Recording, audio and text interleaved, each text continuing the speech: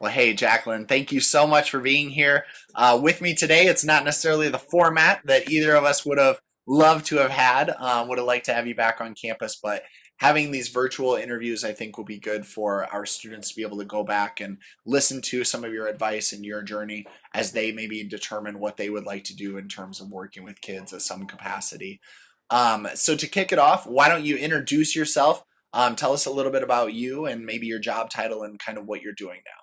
My name is Jaclyn Braa, and I am a school psychologist working in South Dakota, just north of Sioux Falls. I did my undergraduate at Morningside way back in 2007, and my major was psychology. So I actually went in a little bit of a different route. I went on to a master's degree in industrial organizational psychology, which really turns into like human resource consultation. I worked a little bit as a human resource manager when I finished my grad program, but honestly, the reason I went into school psychology is because I was finding that I really missed working with kids. And so that's actually what brought me back to my master's program in school psychology. Um, I completed that program at the University of South Dakota, so go Yotes too. Um, that was so our program there. It's a I guess you could call it a 3-year program. What it is you go full time for 2 years, and we actually go full time in the summers too. And then your third year is usually a paid internship. And the career field of school psychology is very high demands right now. So a lot of our internships pay full price for what a finished psychologist would get paid, I should say. Um, it's I would say it's an intense program as most graduate programs are. It's hard to have a full-time job while doing the program. Most of my colleagues had to quit their full-time jobs to complete it. Um, but it was a really interesting program.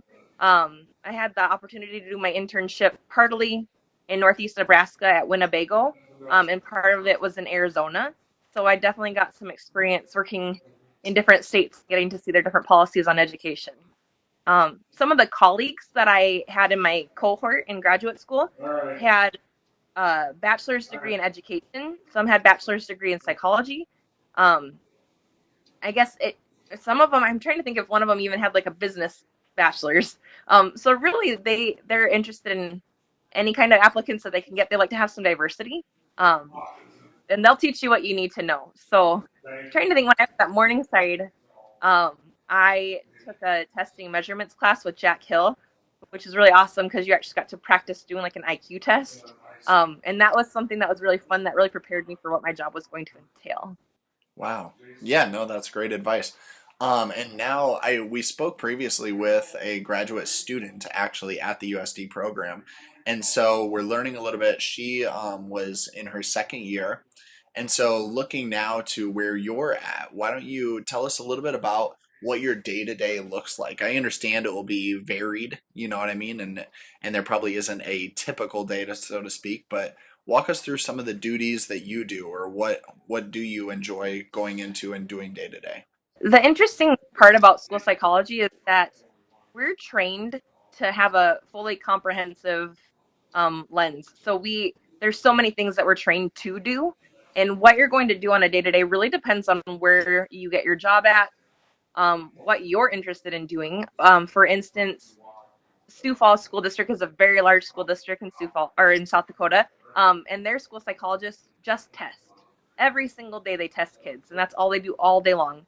And at the ends of the days, they maybe have to go to meetings to talk about about the results that they found from that testing. But they'll test like 150 kids in 1 year, which is a lot. For me, I work for an educational cooperative. So that means that I am actually working in some smaller rural schools. And my duties change depending upon what school I'm at. So I have really small schools that they just want me to come there and do testing. Um, what I typically do is I give children an IQ test or an intelligence test, and we compare that to academic tests that look at their math, reading, and writing skills. And we use that information to determine whether or not they should qualify for special education. Um, we also do some behavior assessments. And so that'll be like rating scales that teachers get, or I'll do classroom observations to determine if a child might have an emotional disability, such as depression or anxiety.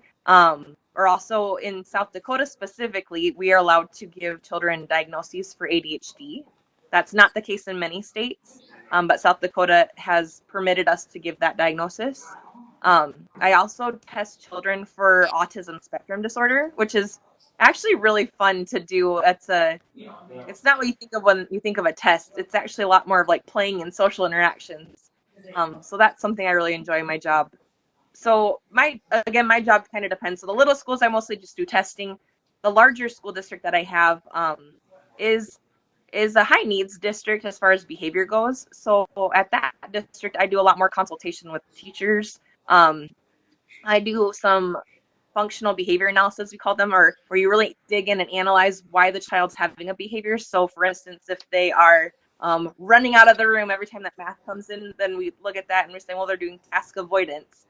So we have to figure out a way to help that child stay in the classroom and to help them learn to the best of their ability. So a lot of behavior consultation I do. I work with the teachers, even on academic consultations. So if they're struggling with math and reading and writing, we look at interventions that we can help supply to those children. Um, now, I don't do it as much, but I know some of my colleagues do some counseling. We have a lot of workers in our school that are dedicated to counseling, so that's not a role that I take on.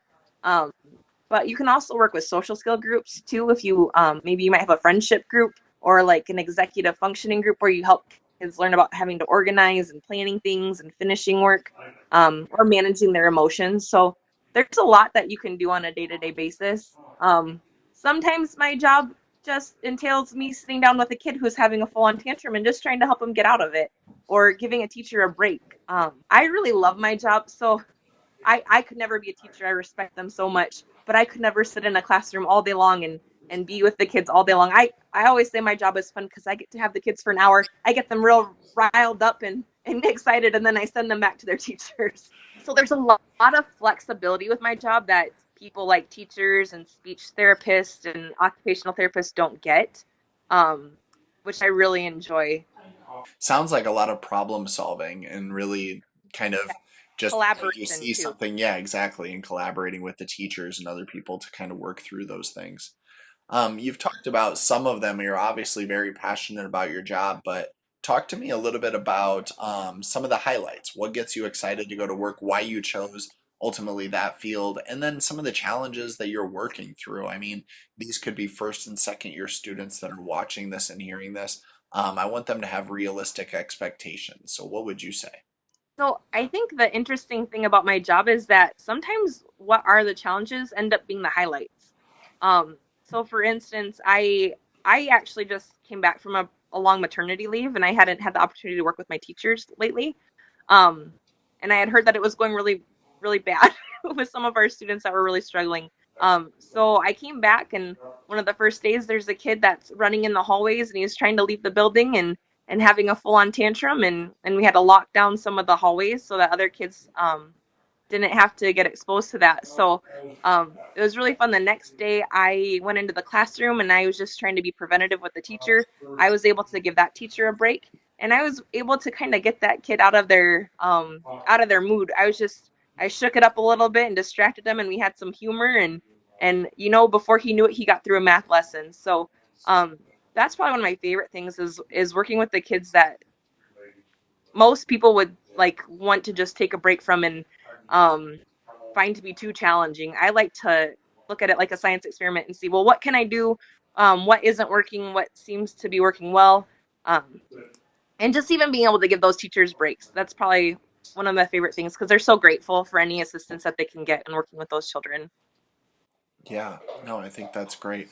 Um, we talked a little bit about your experience at Morningside and kind of the journey that you've taken now.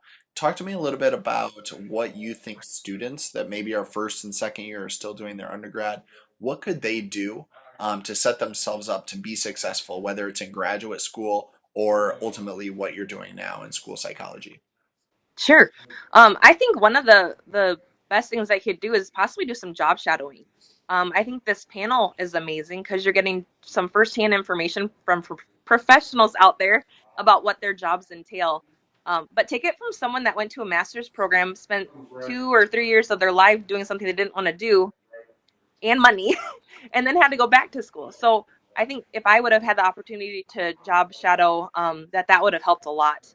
I think Morningside already sets their students up for such success because going into my program, I was the only student there for Morningside. A lot of them were for USD or SDSU or even some places in Chicago. But what Morningside gave me was the opportunity to really learn things that other kids didn't have the chance to do, such as experiments. I had already had the opportunity to do some experiments in my classes, which other kids had no idea how to run experiments or write up the summaries about those or the results. So that was something that set me apart from everybody else. I think maybe looking into some research would be good.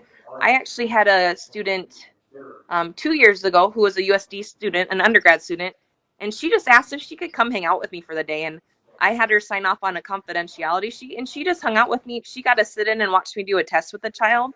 Um, she kind of got to follow me to some teacher meetings. So I think that that would be something if you're interested in the field. Don't hesitate. Contact either there's Dr. Carrie Oyen at USD, and she'd be able to set you up with some school psychologists in the area. In Iowa, the job is very, very different than what you're typically taught in the program. So I'd probably reach out to maybe some psychs in Northeast Nebraska or in South Dakota um, to possibly do job shadowing. I think that would be great. Yeah, no, I think that's great advice and something that we're continuing to push, especially now.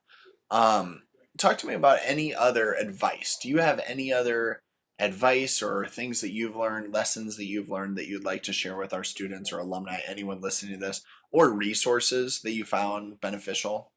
If you're specifically interested in school psychology, we do have a national organization. It's the National Association for School Psychologists. So it's nasp.org. Typically, you have to be a member to access the whole site, but there is a student rate. And I'm trying to think, you should be able to access part of the site too to find out some information on that from somebody that has spent a lot of time going to school to find the career that you like. I think it's so important. Don't be scared by the fact that you have to go to 2 or 3 more years of school after undergraduate school. This is something you're going to do for the rest of your life. So it should be something you enjoyed. And really, in the grand scheme of things, 2 more years of school really isn't that much when you think about it. The other thing is, so school psychology, again, if you like working with kids, maybe you like education, it's a great field because the pay is much better than for teachers. But we also have that calendar, the school calendar, where we have off for Christmas and we have off for Easter break and we have off for the summer. So there's a lot of benefits to our position that you wouldn't normally get if you're doing, say, the role of a teacher or a therapist. Because I think Dr. Carrie Oyen at USD is an amazing mentor to have. She worked as a school psychologist for 10 years, and now she's the professor at USD. She's got such a bubbly and friendly personality, and she'd be more than happy to talk with anybody that's interested in joining the program. Perfect. Well, thank you so much for your time today. I really appreciate it. Absolutely. Thank you so much for having me.